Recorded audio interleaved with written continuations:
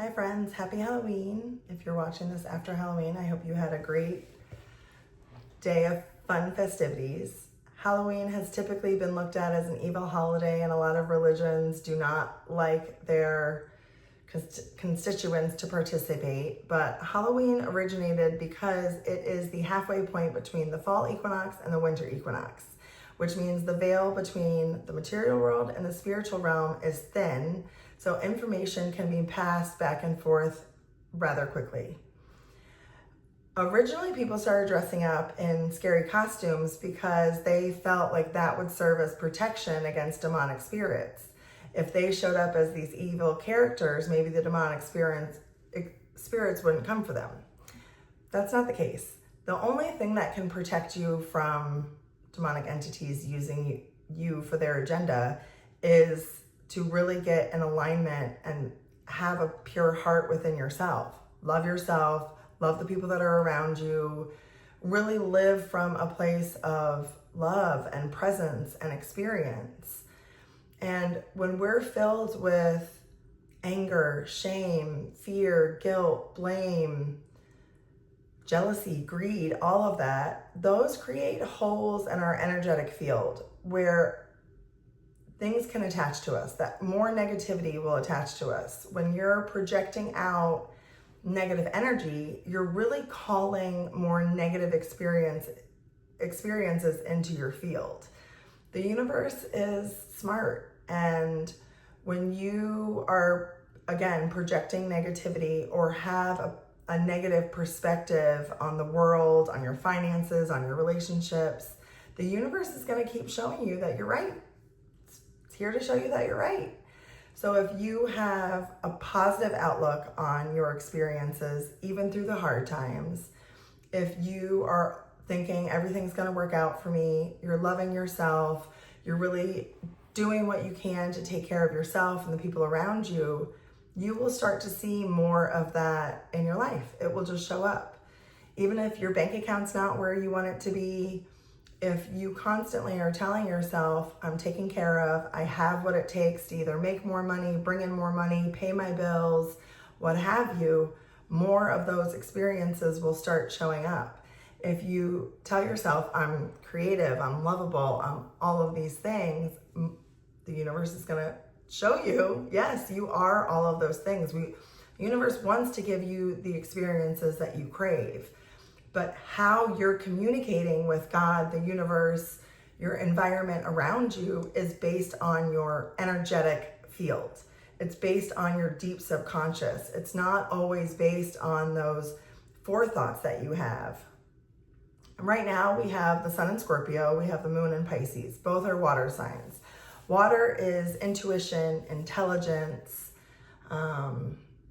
Scorpio tends to keep a lot hidden. They have a lot of emotions. They feel a lot of things. But that Scorpio energy is kind of all about transformation. And Scorpionic energy can really get stuck in keeping everything inside. Where Pisces is intuitive and emotional, that energy tends to just let it all out.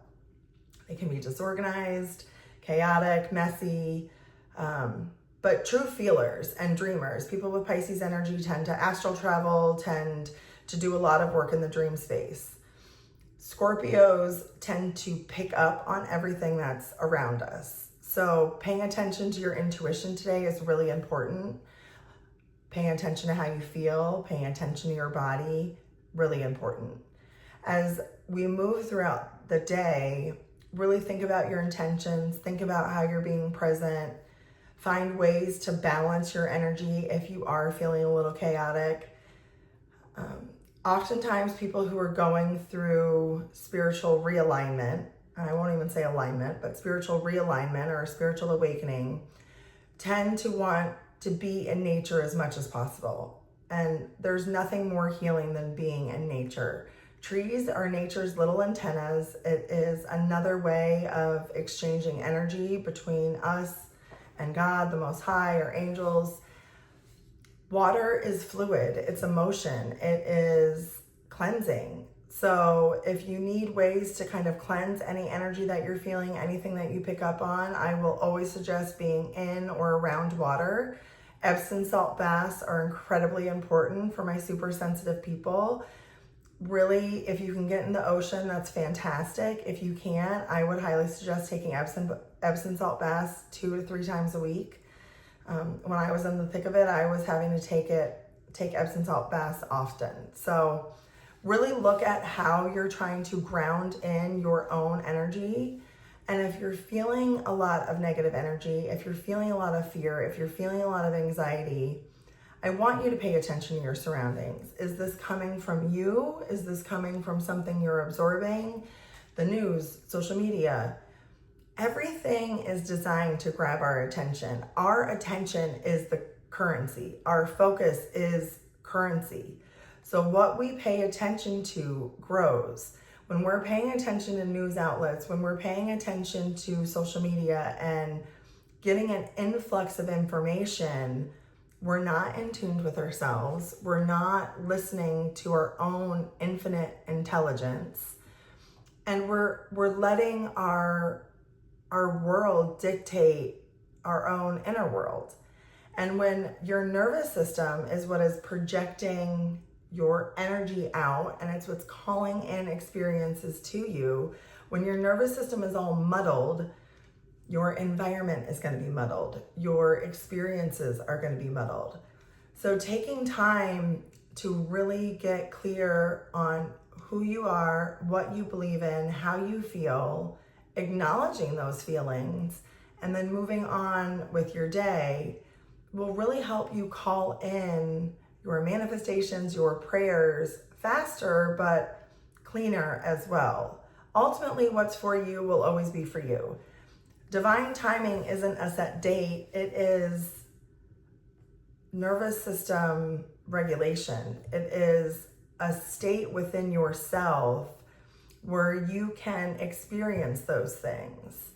And I've talked about it before, but when you're living in fear, you can feel it in your body. It's really tight and it's just this constriction. Nothing can flow through your system when you're tight. When you're living in joy and relaxed, living in faith, living in belief, your whole system just opens up. So in order to call in what you're asking for, you have to be open to it. And sometimes that can take time. We've all had experiences that were traumatic and hurtful, and they've impacted us and they've shaped us. And oftentimes the stories that we tell ourselves about those experiences were, it was my fault or it was their fault. And it can take a really long time to get over those hardships. And I will say that those who are called to do more with their life, those who are called to serve others and show up with positivity and faith, often had the hardest lessons to learn. They often had to learn that love and validation doesn't come from anything else. It only truly comes from within, from trusting that we were fearfully and wonderfully made in the image of God, and really believing in that love of ourselves, despite no matter how anybody else treated us.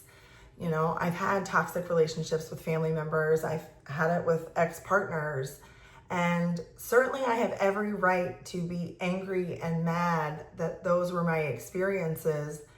But ultimately, I do know that they were all for my higher good. I do know that those experiences made me fall in love with myself, helped me learn how to stand up for myself, helped me learn how to walk away, create boundaries. I definitely have always cared more about everybody else's experience but my own. And at some point I had to step in and say, no, my experience matters too, my happiness matters too, my joy matters too, and take ownership over that and fight for it like my life depended on it, because it did. And living in a joyful state, again, your whole nervous system opens up, your belief opens up, and you kind of walk into every day thinking, what good can come today? That doesn't mean that bad or negative things or stressful situations still won't come up. In fact, sometimes they'll hit you harder, which has been a challenge for me. But getting everything wiped away, losing all of my security attachments really has me stepping into this as I have nothing left to lose. Nothing. There's nothing left for me to lose. And I can show up now honestly and authentically and really help people learn how to reprogram their subconscious, learn how to tell themselves a different story, learn how to show up in life with a different perspective. That yes, while things are hard and difficult and challenging and traumatic at times, we don't have to live with those stories forever. We can start looking at the positives of how did that shape us? How did that change us? Did it make us better? Did it make us worse? You know, I think there's that narcissist empath pipeline. And people who go through traumatic childhoods, some turn into narcissists who really struggle with feeling shame, blame, guilt, fear, and will project all of their negativity onto somebody else. And oftentimes that other person will be a people pleaser or an empath who both of them are seeking love, but they're doing it from opposite ends. So the people pleaser empath is seeking love and validation and attention and acceptance by giving everything to the narcissist, while the narcissist is taking everything. So there needs to be a shift in that. There needs to be a break of saying, no, this energy is mine, that is yours, and I'm not accountable for your stuff. I love you. As much as I can see that you have gone through hard things, I've gone through hard things too. And I don't have to be the fixer in this. And if you grew up being the fixer, that it's hard, you know? And when you love somebody, it's hard to see them struggling, knowing why they struggle, but it's still not your job to fix or heal anybody else. It's not your job to make anybody else happy, and it's definitely not your job to live a life for somebody else. I think often we stay in relationships, whether they're romantic or platonic, because we care about those people and we love people. But sometimes the lesson is to learn to walk away. Sometimes the lesson is to learn how to stand up for yourself, to learn how to not be the fixer or the people pleaser. To really say, no, I have needs too, and you're not meeting them. You're not taking accountability. I'm not going to continue this relationship with you. I will love you from afar. I don't have any ill will for you, but you and I are not meant to be in any sort of relationship. And that's hard when you've been in a family dynamic for a long time, or you've been in a relationship for a long time, or a friendship for a long time. Nobody wants to walk away from that, but it is important to surround yourself with people who love and care about you and want the best for you and would never do anything purposely to hurt you. And that when they do hurt you, they're able to take accountability and say, I'm so sorry, I never meant that. And then work on that specific behavior. It's not about control, it's about accountability. And paying attention to your feelings is how you can really get the knowledge of what you're supposed to do. You don't have to rush into any decisions. You don't have to leave people just because they were mean to you once. But we all need to learn how to communicate in a healthy way and break the codependency that this world has taught us to have. You know, honor thy father and mother. While that is true, ultimately your father is God the Most High, and earth is your mother. It will provide everything that you need. Food, shelter, water, it provides it all. So sometimes we grow up in really hard childhoods so we can learn to walk away. We can learn to get everything that we need from God and not from other humans. And that's hard. It's hard to be in isolation at times. It's hard to everybody wants a partner and friends and money in their bank account. Like, everybody wants that. But when our security and our own self-worth relies on everybody else, those people are controlling how we feel about ourselves. So if they mistreat us, if our bank account changes, then our self-worth can just be wiped out. And that is not what God wants for us. God wants us to see the divinity and the purity within each of us, not just within yourself, but within everybody else, and honor that.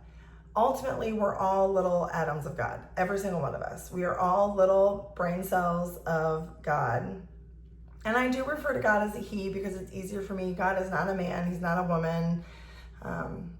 It is a non-binary energy that is Christ consciousness at its whole. It is the creator. It is the alpha. It is the omega. It is this energetic being. And that life force energy lives within each of us. It lives at the base of our spine. But when we have all of these different blocks in our system, in our chakras, fear at the root, creativity, sexuality, intuition, feelings, our heart space, our emotions, we have all these different layers of blocks in us. That God energy, that life force energy cannot rise within us. When you start clearing out those blocks and you start seeing yourself through the eyes of God, those blocks start to release, and God is able to move through you in a way that does not just serve yourself, but it serves others, which is the whole point. We are here to experience the world, the good, the bad, the ugly. We're here to see it all. We're here to feel it all. So suppressing our feelings just disconnects us from God. It's important to not let your emotions control you. And I will say that when I was younger, I definitely suppressed them until they controlled me. And that is no way to live. We need to be able to slow down and feel our emotions, acknowledge them, say, I am angry, I am sad, I am hurt, and really talk to ourselves as if we were our own parent, a loving, kind, respectful parent. And tell ourselves that it's okay to feel that way. Ask ourselves what we can do to change the situation if possible. Ask ourselves, are we willing to continue to feel this way? And if not, what can we do differently? And then tell yourself when it's time to walk away from a situation that is just harming you. Reparenting yourself is a big part of going through spiritual realignment. It's really getting in touch with yourself, but it's also reprogramming your subconscious. It's getting rid of that fear of abandonment, because I can lose all my friends, I can lose all my family, I can lose everything. But I'm not going to lose myself. I'm not going to lose the love that God has for me. That will never go away. And I do think that the stories that we have been told about God for a long time make him seem very fearful, or make us very fearful of him. And that is not the God that I know. The God that I know is gracious and kind and loving and wants the best for us, and is not judgmental when we're not doing what we should be doing. There's only one real thing in this life that understands us, and that is God. So before you judge yourself and before you're really harsh on yourself, I'm not moving fast enough, I'm not changing fast enough, I'm not growing fast enough, whatever it is, step back and talk to yourself in a loving and kind way. That will ultimately start reprogramming your subconscious and make you feel safer. And the more that you feel safe in your soul and then in your body, you'll feel safe in the world and you will be able to relax that nervous system. When you become a parent, your children grow specifically off of the nervous system of the mother. It's a mirror. So parenting can bring up a lot of triggers. It can bring up a lot of those feelings of not being good enough or being too emotional or being too much, and it brings them to the surface as a direct reflection. Sometimes I don't like how spirituality has said everything is you, because there are differences between us and other people. While we all are connected to the same God, just because somebody else is evil and they're in my circumference does not make me evil. But everybody is a reflection of what you're willing to tolerate, what you're willing to accept, and what you're avoiding within yourself. So when you have people showing up in your life that are inconsistent, intolerable, argumentative, fearful, avoidant, all of that, there is something in you that doesn't feel safe with emotionally healthy people, or believes that you have to work for love or prove yourself in order to be accepted. And that's the work. That's the work that you need to do. It's not a matter of changing other people. It's a matter of, again, looking and saying, why am I attracting the same type of friendships or the same person or the same money experiences? Because something in you doesn't feel safe or good enough for what you're ultimately desiring. What you're ultimately desiring will never come in when you're bracing yourself. No. It's just not, it can't. There's no room for it. So you have to make room in your heart space, in your mind, in your nervous system to receive what it is that you are calling in.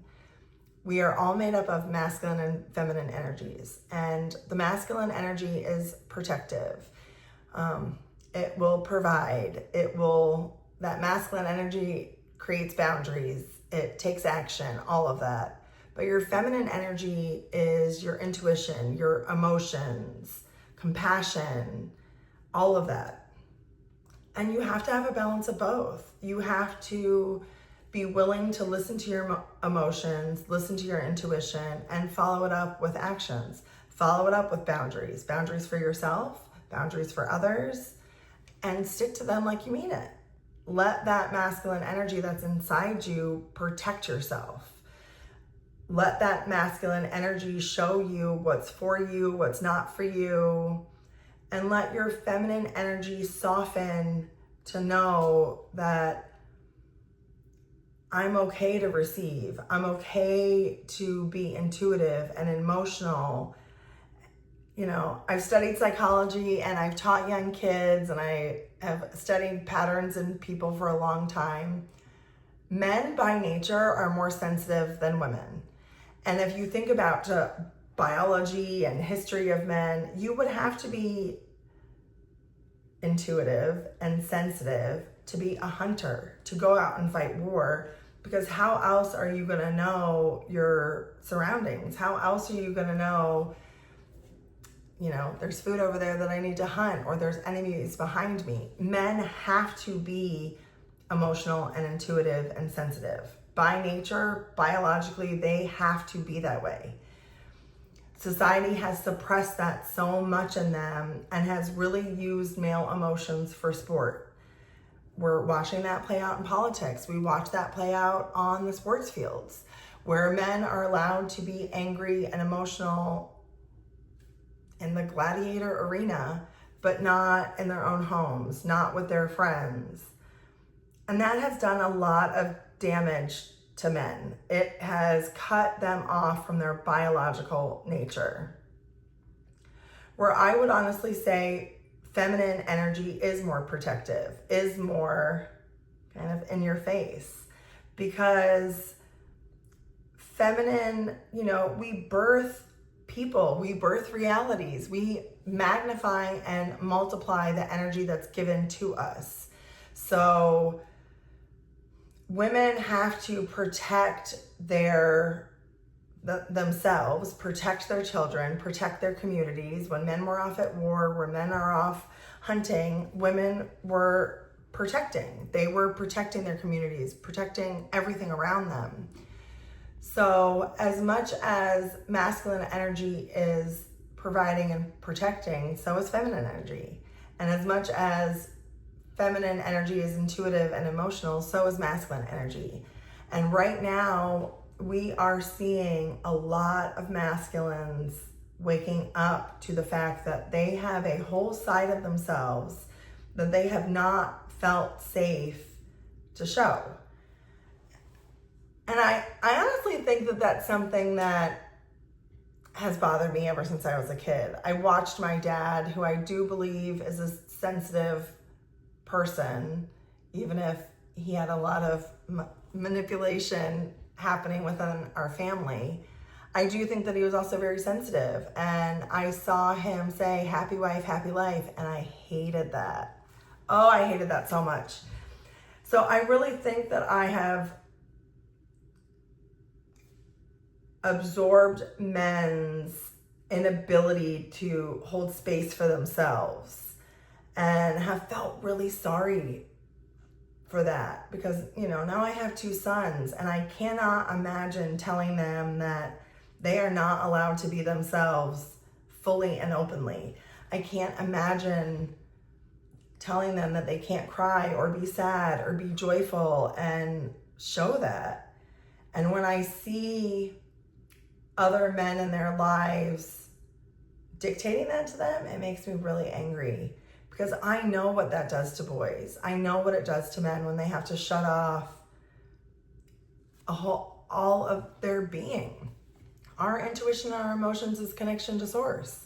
So when you cut that off, you're literally cutting men off at the knees from being connected to a higher power. And that is not right. That is just not right. I want to see that changed. I want to see men really redefine what masculinity is, and I want to see women redefine what femininity is. Femininity is not just nice. It is cutthroat. It is, it's feisty, and I love a feisty woman. I love a feisty woman. I love women who stick up for themselves. I love women who go after what they want and follow their dreams and step into their purpose and believe in themselves. And the programming that we all have received is to shrink women, to make them as small, literally as small as physically possible, but as small as energetically possible as well, because women are extremely powerful. And we have amplified men to take up so much space, but not in a healthy way. It is a time of rebalancing all of that. For empaths to step up and say, I'm no longer taking accountability for what's not mine. I will take accountability for what's mine. I will look at the fact that I was too busy fixing other people than to pay attention to myself. People on the other end of the spectrum, narcissist or what have you, they need to learn how to take accountability. They need to learn to feel shame, blame, guilt, fear, all of that without projecting it onto somebody else. So we can have a balance of those 2 energies. Then we need to have this masculine and feminine balance where we understand the spectrum, that there's no one definition of how to be a man or how to be a woman or how to feel, how to think. We are all allowed to have a variety of experiences, because ultimately, as we are experiencing all of these different things, we're bringing that information back to God. That is how God is experiencing life on this planet, is through us. So it's important to have experiences. It's important to go through heartbreak and joy and all of that. And, I've had my heart broken a few times, and I'm sure I've broken a few hearts myself. Ultimately, all of those experiences are for our higher good. They are to learn how to teach us to stand on our own 2 feet. to learn again how to love and appreciate ourselves without needing validation from somebody else. I don't need anybody else telling me I'm beautiful, smart, pretty, good enough, whatever. I can get that from myself, and I get it from God. So when somebody wants to take that away, that's okay. You can take that away, but I still very much know who I am. I want that for all of us. I want us all to feel okay in our bodies, to feel okay in our spirit, to feel okay in our experiences, despite how wildly crazy this world is. Because it is wild and crazy. And we will all go crazy with it if we don't take a step back and stop buying into all of it. You know, my girlfriends and I were talking about how we feel like we live in a bubble. And while that's a good and a bad thing, it's important to be aware that other people are having wildly different experiences, that other people are being hurt and traumatized and murdered in war, and food being withheld from them, and, you know, the fear of health insurance, all of that. It's important to know that that's happening, and take action where we can. Fight for the injustice, but it's also okay to take a step back and still say, I understand all of that is real. I don't have to live in that all day, every day. I can still find the joy in Halloween and watching my kids get dressed up and run around. I mean, there's nothing better than seeing a bunch of kids running in costumes from house to house, getting candy and just living. There's nothing better. There's nothing better than spending a Thursday night with a bunch of your friends around a bonfire and laughing hysterically. Those things are what life is really about. Despite the hardships we all have gone through, where can we anchor in joy? Where can we anchor in love? Where can we bring positivity to the people around us? It does not have to be all fluff. And again, I'm very well aware how hard life is. Trust me, I don't talk about what I go through. I'm going through it. I've been going through it. What has felt like my whole life. I have been through literally everything that you can imagine. But I still choose to show up every day joyful and happy. And the days that I feel sad, that's okay too. I don't bypass that. I allow myself to feel, I allow myself to cry. And then I remember who the fuck I am. And I get back to being myself. I get back to knowing that I am loved by God, and that what I want to bring into my life can only come when I'm open. And I cannot stay stuck in this fear. You know, I went out roller skating one time and I did not believe that I could stop. So I'm just roller skating along, believing I couldn't stop, and I could literally feel just my whole body tighten up. So I started being like, no, you can do this. You know how to stop. And I could feel myself relax, and I could feel the movement becoming more fluid. We're all being told we can't do something. We're all being told we can't break out of a box that was never our box. We have to reprogram ourselves, and again, talk to us like a loving, compassionate parent, a kind parent. And if you didn't have a loving, compassionate, kind parent, that makes it even harder. The voice that's inside your head is a negative one, it's a mean one, and it's fear-based. A lot of us were raised by fear-based parents, which is not necessarily their fault. They were raised by parents who went through the Great Depression. So it makes sense how all of that trickled down. But now we've come to a generation that is saying enough is enough. I've lived in fear, I've lived in scarcity, I've lived in lack, and that's not serving me. It's only bringing me more of what I don't want. What I want is to live in abundance. I want to live in beauty. I want to live in love and joy and happiness. And does that mean every moment's like that? No, of course not. I have 3 kids and 2 dogs. That can be a little cuckoo for Cocoa Puffs sometimes. So I'm still getting annoyed. I still get triggered. I still have all these things happen to me, but I do have the tools to talk to myself differently, to calm myself down, and to really filtrate, why is this triggering me? Is this something from them, or is it because I have a certain belief about myself and what my life should look like, and this doesn't fit? And how can I make it fit? Again, with our children being direct mirrors, especially to the moms, it is our jobs to be in regulation. And it always baffles me when I see parents and coaches and teachers expecting their kids to behave better than they do. You cannot expect your children, whether they're yours or on your football field or in your classroom, to behave in a manner that's better than you. You cannot. That is crazy town, to think that a child should behave in a better manner than we do. Now, we can learn more from our children than they can learn from us. They are closer to the heavens than we are. They have not been as programmed by the world as we have. So we can learn a lot from them about how to show up, how to be authentic, how to play, how to express themselves. It's not our job to change that, but it is our job to regulate and give them the tools and the resources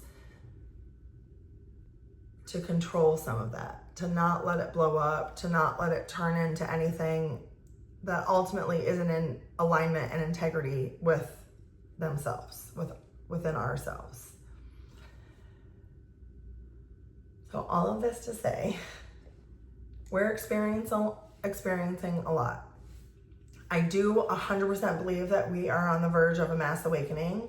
I do believe that people are seeing the government control as something more than what it is. I think that we're seeing a huge crash in celebrity culture, which thank goodness. They are not our gods. They are not our idols. And we need to define what is an idol for us. For me, it's God and Christ consciousness and how he lived and how he showed up, fighting for injustices of the world, treating the misfits the way that God wanted them to. Because I guarantee you, those misfits were sent in your life as a measure to see how you would treat them. It was those people who don't look the part, who just don't fit the little box that you think that they should. Those are the people that God sent to say, how will you treat them? How will you treat the homeless person on the street? How will you treat, the rebellious girl, or the guy who doesn't fit 6'2", money bags? How are you going to treat them? Are you still going to treat them knowing that they are one of God's? They're God's children too.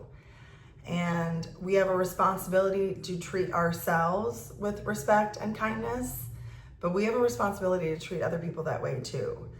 And ultimately, how you treat other people is a reflection of how you treat yourself. So if you're treating other people nasty and funky and rude, I know that you really don't like yourself. And that's sad. That's sad to not like yourself. You need to look at the behaviors that are causing you not to like yourself, because there's something maybe that you're doing that makes you feel shameful, and correct those behaviors. But then you also need to really give yourself love and compassion and tell yourself it's okay. And it's okay to change your mind, and it's okay to change, and it's okay to grow, and it's okay to evolve, and it's okay to walk away from relationships or jobs or whatever else that is not serving you.